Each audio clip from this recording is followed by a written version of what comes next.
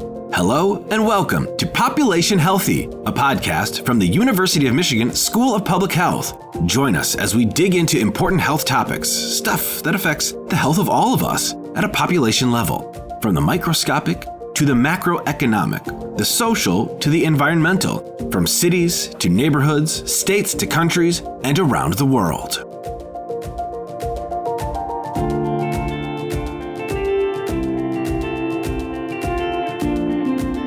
Across all party lines and all across the country, nearly 75% of Americans say that a lack of affordable housing is a significant issue here in our country. That study from the Bipartisan Policy Center plays out in communities everywhere. Today, we'll zero in on Detroit, where more than half of Detroit renters spend more than 30% of their income on housing.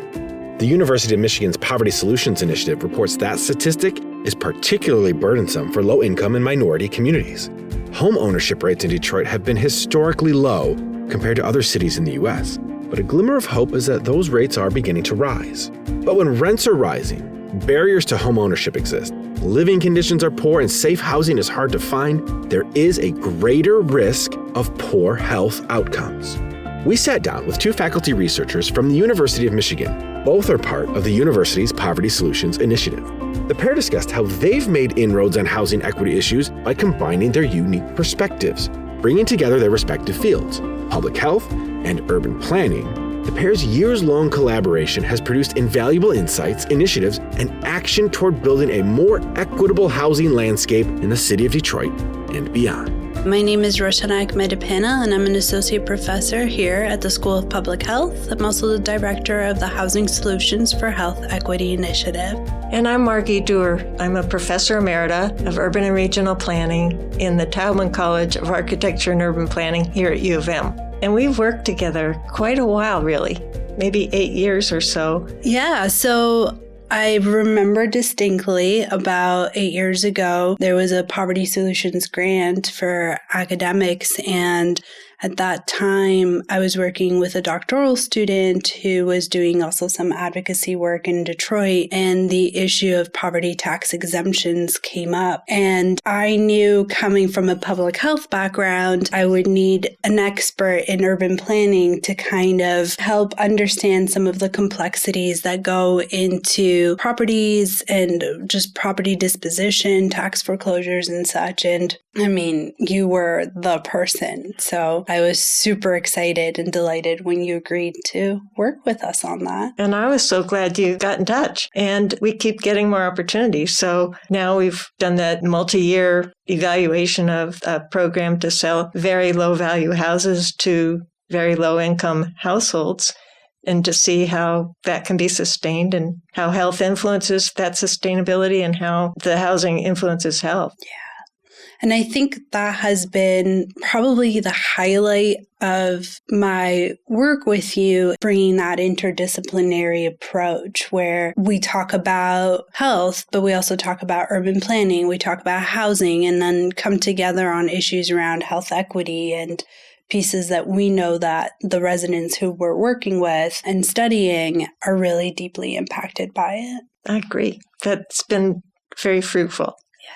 Yeah. And we came at this topic from some deep abiding interests we've had. So from my perspective, I became distressed about the fact that urban planning is a growth-oriented, development-oriented field, and yet all around us are these cities that have experienced huge amounts of population decline, employment loss, rising poverty. And so what should planners be doing about disinvestment and undevelopment and abandonment? And so I've tried to make my career address that. And so looking at housing is key to that, because that's one of the major ways that the physical environment is disinvested or invested, and what behaviors or what kinds of interventions can deter or encourage disinvestment and investment. Definitely. And I think the health piece there is that people who are experiencing housing instability are going through a lot, whether it's stress and how that stress is manifesting into multiple chronic conditions, or not just the stress of losing your home, but also the stress of not having enough money to then purchase food or adhere to medication. And all of those different factors can just make that cycle of poverty and disinvestment even worse. And that's something that I've always been really interested in, better understanding how do you come up with programs or interventions that support these folks. And particularly, how does public health play a role? Some of my students have joked that urban planners stand on the sidewalk and look at the structure and say, okay, it has a bad roof, and so that's not good, but the foundation is kind of cracked and stuff. But that people in public health go up to the door and knock and talk to the people and find out how their housing condition has been harmed by those features that we see from the sidewalk. Exactly. And so bringing the people and the properties kind of together has been, I think, a really rewarding part of our work. Definitely. And I think that has been my favorite part of some of these studies that we've done, where you look at a property and you can generate so much history about that property. And then what I can contribute to that are some of the questions around what people are feeling or experiencing while living in those properties and in those conditions that they're living in. Yes. So I think we're a good match. I think that in all our work, together or separately, we strive to have partnerships with people in the situation and to advance their agendas while we also are doing something that's academically needed. So there's an intersection there where there's mutual benefit, and that's what we always aim for. All of this does relate to the history of what has happened in cities like Detroit. So I know you've studied redlining. Do you want to say anything about how that has affected what we end up looking at? Definitely. And I think where I've come to the redlining work has been really focused on what have been the opportunities and the what ifs that folks could have had if redlining wasn't there. And for those who aren't familiar, redlining refers to this process in which the homeowner's loan corporation kind of enacted or identified areas that were deemed as hazardous, which corresponded to areas that were largely habited by Black and Brown residents. And then by doing that, then they would not have opportunities to purchase homes, or they were just too expensive, or they couldn't get mortgages. Yeah, they couldn't get mortgages. And so then the areas that were deemed as non-hazardous or green on these maps were areas that were predominantly white folks, and they would be able to purchase their homes. And so a few years ago, we did a study where we examined how historical redlining has impacted social determinants of health. So these are determinants like employment, education, home ownership opportunities, to just better understand how those historical influences have manifested over time. And some of the stuff we found was really hard to see that, for example, in areas that were deemed to be hazardous under the homeowner's loan corporation who was behind the redlining of the maps, they deemed certain areas as hazardous. In those areas, they have manifested to approximately a $60,000 difference in what people are bringing home in terms of income between areas that have been redlined or were historically redlined and to areas that were not, or in some ways, to simply put it, like deemed as green or non-hazardous. Mm-hmm.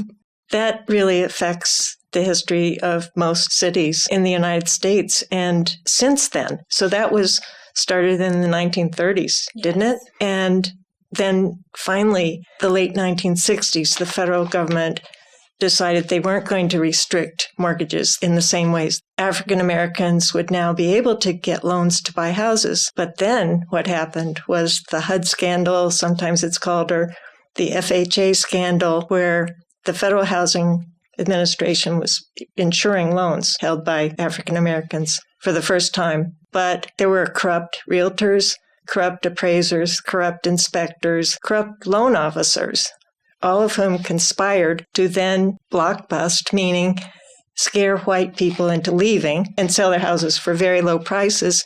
And then they sold those houses at very high prices to African Americans. But because the inspection was bad, the appraisal was bad, they then were into a situation where a house needed a great deal of work that they couldn't afford, and they couldn't also pay their mortgage. It wiped out 10,000 or so properties on the Lower East Side of Detroit, tens of thousands across Chicago and Cleveland and many other of these cities. It was a terrible tidal wave of disinvestment. So it laid down another geographic layer of historical context. And then most recently, we really had the mortgage foreclosure crisis where people were given mortgages or recruited to take mortgages if they were African American, right, Latino, and then they had very unfavorable terms, and a third of the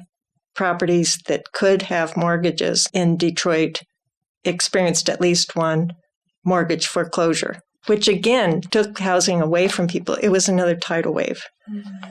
In between the tidal waves, there's a drip of disinvestment, right, that builds on those. Yeah. So it's really quite a profound historical context, right, in which we're now operating. And a lot of the work that you do has focused on that disinvestment and what it has contributed to today. What does that mean for neighborhoods, in your opinion? Neighborhoods are diverse across a city, right, but as disinvestment happens, people in a neighborhood start thinking, maybe I shouldn't keep staying here because maybe the neighborhood's not going to be a good place to be anymore. Oh, that neighbor left now. Okay.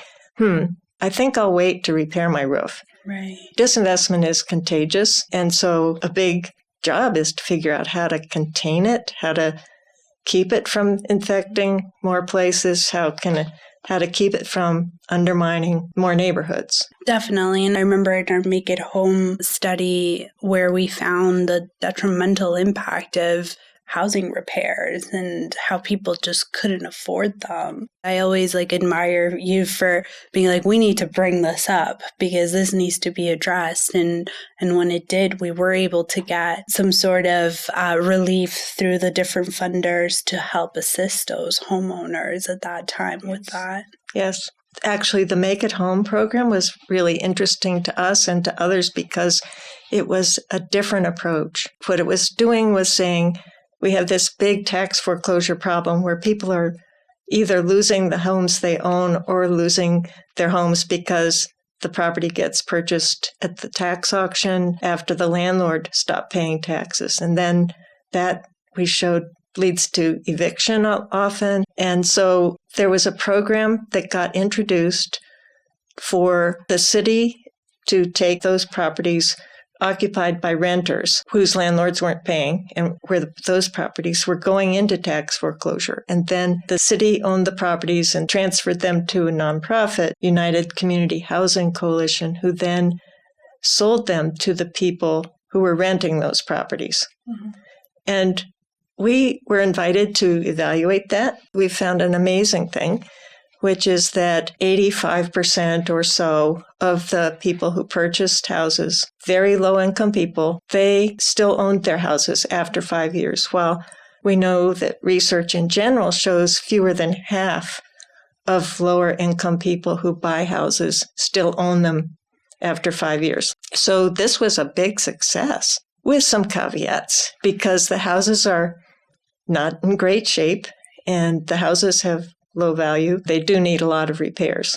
And that's why we then kept saying this needs to be supplemented with repair funds. But now, isn't it Cleveland and Syracuse are trying these programs based on the Michigan model, the Detroit model? Yeah, and I think it truly caught people's eyes. It was a program that was not the norm, right? It was really folks that would, in other circumstances, never have an opportunity to purchase a home, especially in the markets that we're dealing with today. I do sometimes wonder if that 85% would have been slightly higher if it wasn't right during COVID that our study took place. I often think it would have perhaps been slightly higher. But one other finding that our study that I think was really interesting was that when the COVID financial relief programs and some of that funding came out, we did see some of our homes be able to pay off their taxes, not have to fall under tax delinquency.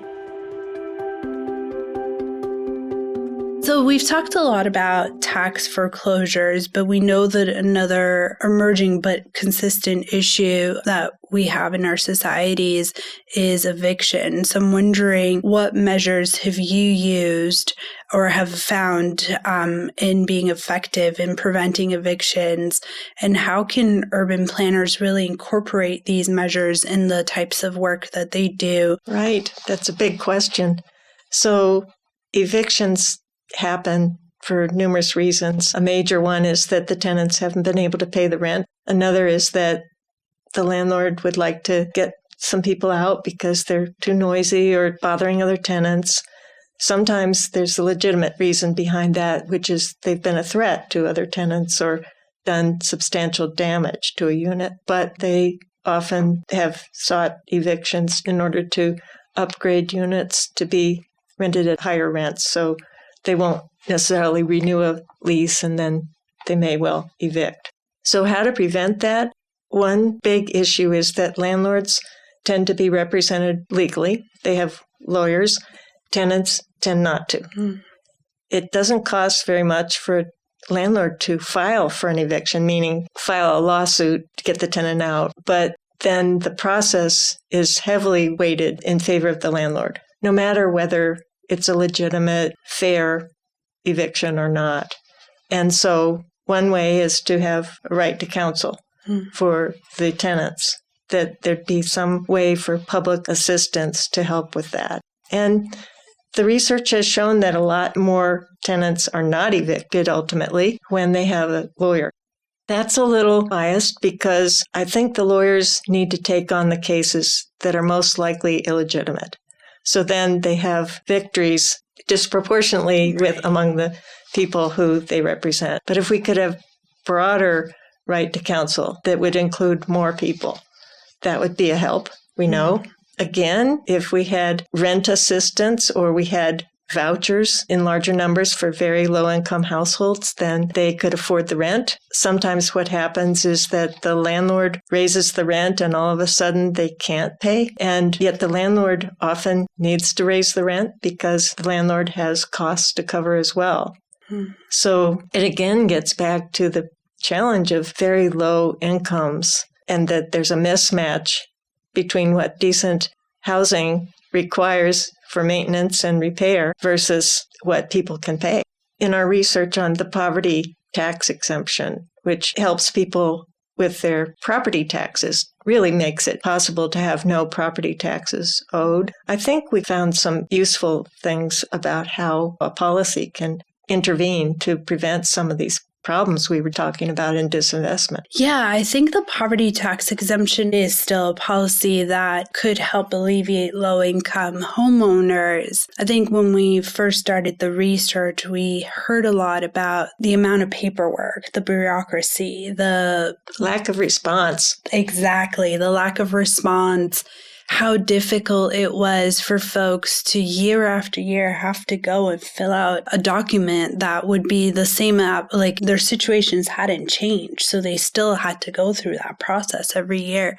And so one of the things that came out of that study, I think, was just even the ability to have an influence on the process, right? Even the application itself, being able to reduce the amount of paperwork that folks had to do was really helpful. But I think it also shed light on how much of an issue it is when folks fall behind on their taxes and what that means for the process of folks then potentially being at risk for tax foreclosure. And oftentimes it wasn't a lot of tax. Like the amount that they owed wasn't that much. Oftentimes folks didn't even know they owed that much money. And so this process was really hard to kind of see that over just a couple hundred or thousands of dollars, folks would be at risk of losing everything that they had. Yes, and I think that we did then say a lot about what should be changed, and it's a lot better now. Yeah. At the time, it seemed like city officials kind of didn't tell anybody about the poverty tax exemption because that would mean they would get less taxes. But we kept saying, but they can't pay the taxes, so you're not getting the taxes anyway. Right. So over time, things gradually change. Right. And I think it was around that time, too, where particularly in Detroit, payment plans became more attainable for folks, or other sorts of aids that I know you've also studied very closely in your work, which have really, truly made a difference in people's lives. And not just because of us, for sure. It would mean huge numbers of people working on this across the city, huge amount.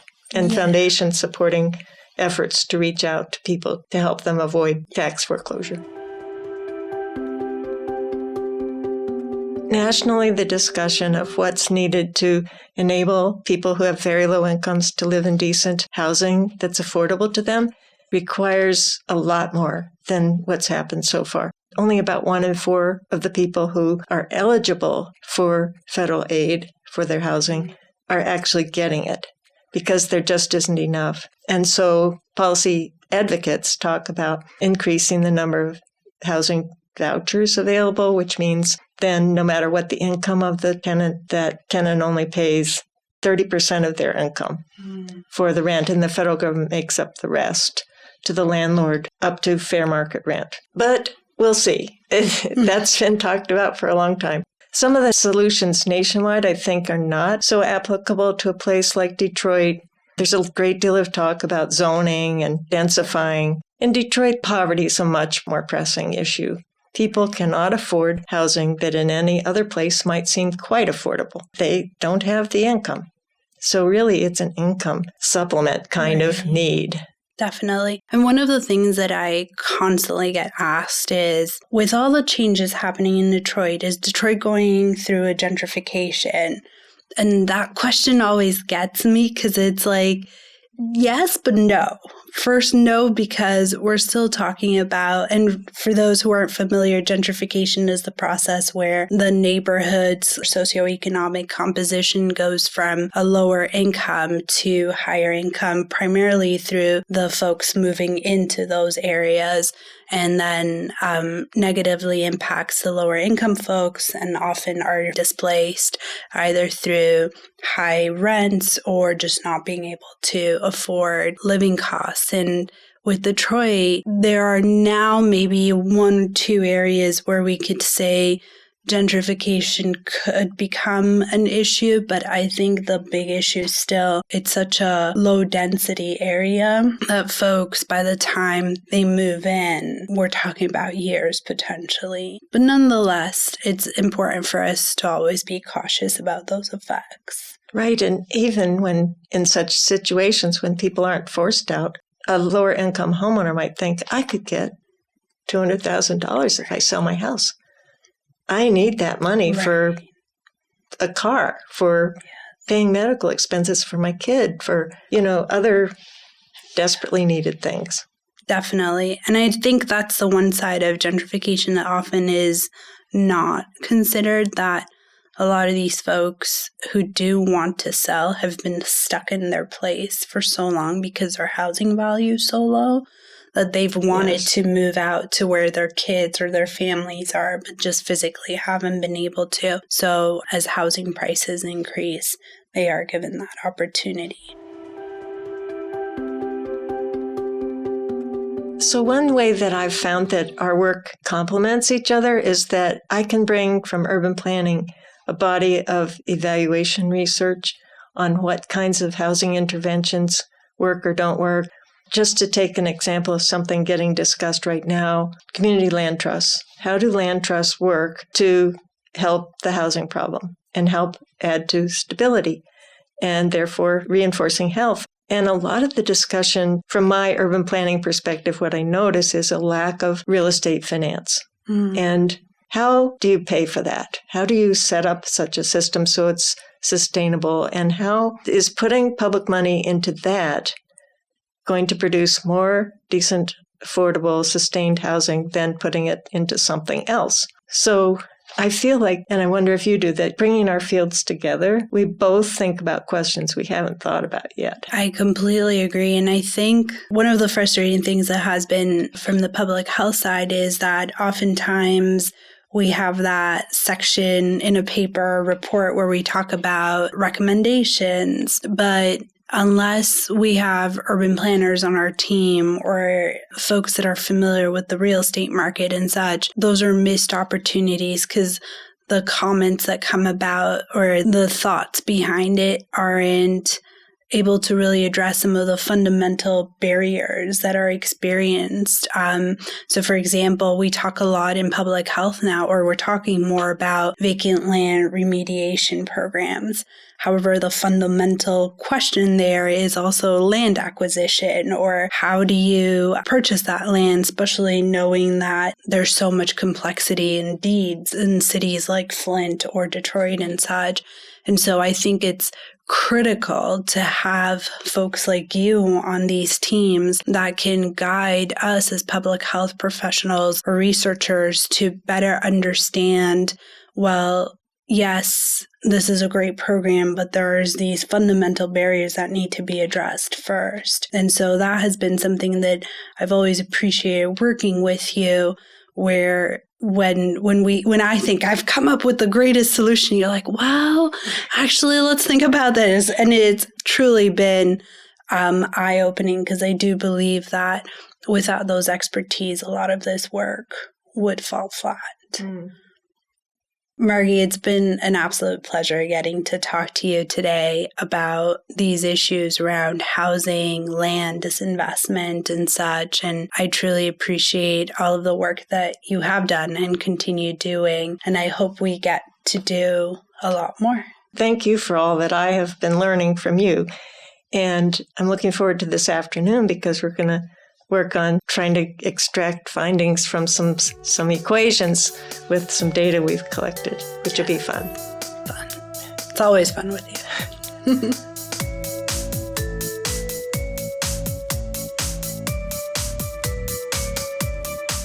Thank you for listening to this episode of Population Healthy from the University of Michigan School of Public Health. Visit our website, populationhealthy.com, for more resources on the topics discussed in this episode and to find more episodes. If you enjoyed the show, remember, subscribe, rate, and review wherever you listen to podcasts. Be sure to follow us on social media and consider sharing this episode with friends. Population Healthy is produced by Andrea LaFurl, Brian Lilly, and Chrissy Zamaron, and hosted by Michael Kazaborski. We hope you can join us for our next episode, where we'll dig in further to public health topics that affect all of us at a population level.